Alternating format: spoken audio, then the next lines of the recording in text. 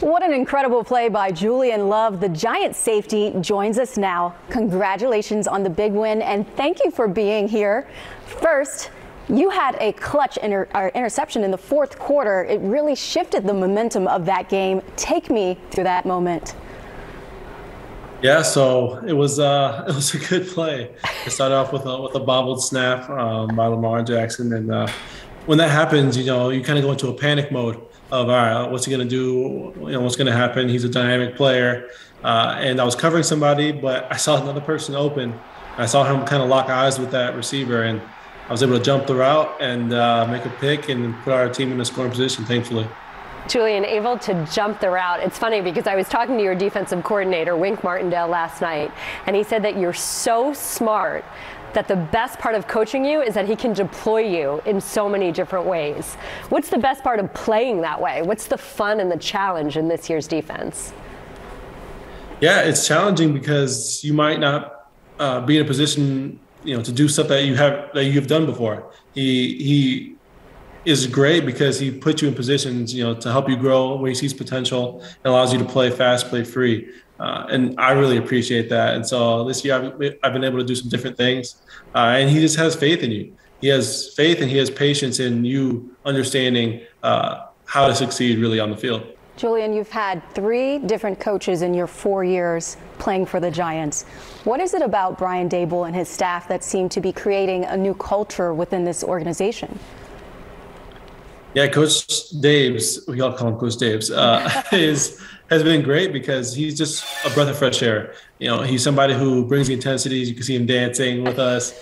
He brings the juice, but he walks that fine line of being demanding yet encouraging. And I think that's kind of where all great coaches kind of thrive in. And so he's managed to, perform well in that area and lead us the right way. And so we really appreciated having him. Okay, but Julian, seriously, break down his moves for us. Does he really have any rhythm? No, he doesn't. He does not have much rhythm, but he gets into it.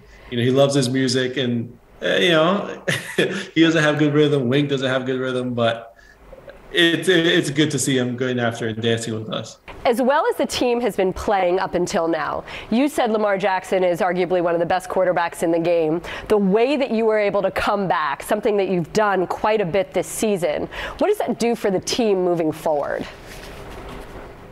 It does a lot. It tells us who we are, and really it shows us that we're never really out of games.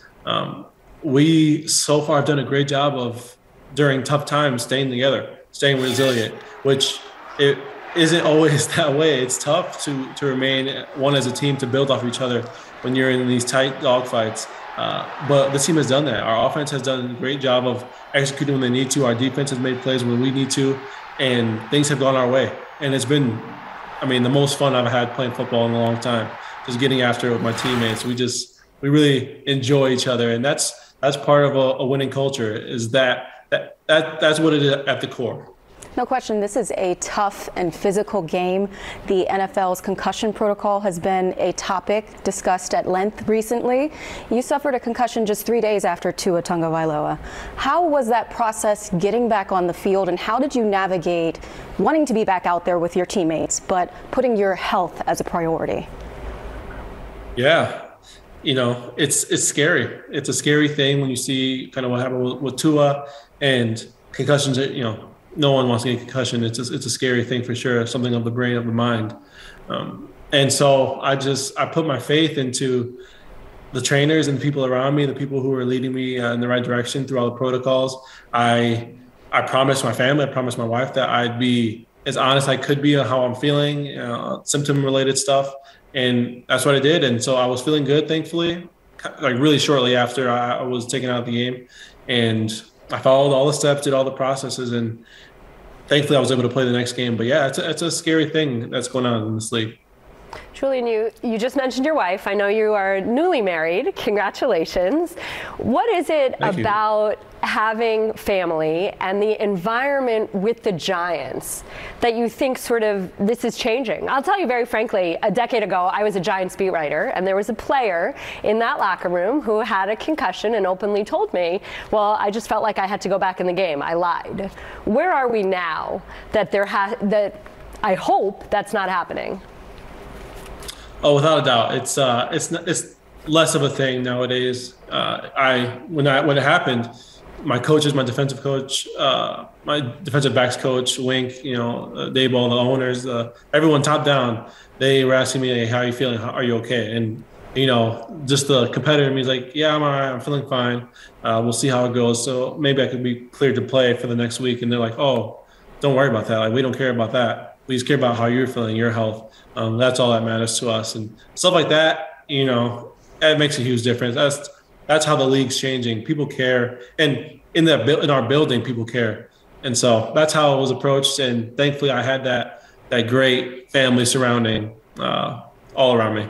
As you talk about people caring and this team buying in at 5-1, already more wins than last year.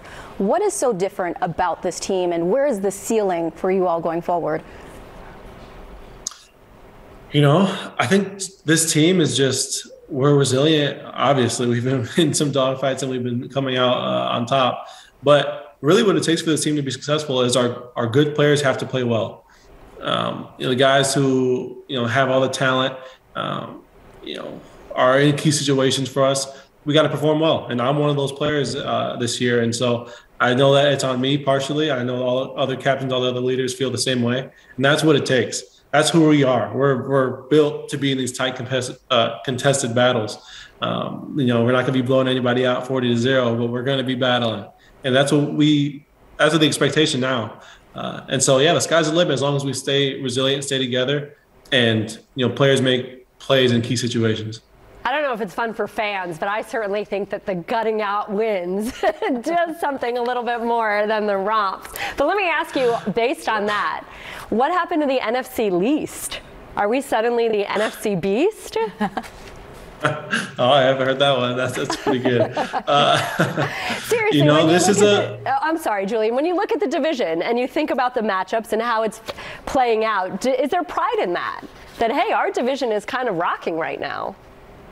Oh, for sure. I mean, the NFC East is the winningest division in all of the NFL history. We have the most Super Bowls. Everyone has had success in the history of the league, and so that's our past. And in these most recent years, these past 4 or 5 years, there's been a lot of turnover. I think everyone has had a new head coach in the past 2 to 3 years. Obviously, we have a new head coach this year. And so there's just a lot of turnover, a lot of change. And so, we had some tough years as a division, as a team, as a division, whatever you would say. But you could see that trend starting to go up because all of the youth is getting experience. Everybody's kind of getting settled in. And so, this is a competitive division so far. And so we're looking forward to get into more division play. This is like you said, it's a beast of a division right now. Absolutely. The NFC West was picked to be the best. You guys are the beast in the East. Julian, thank you so much for joining us. We wish you continued success along the season. Oh, thank you. Appreciate you having me.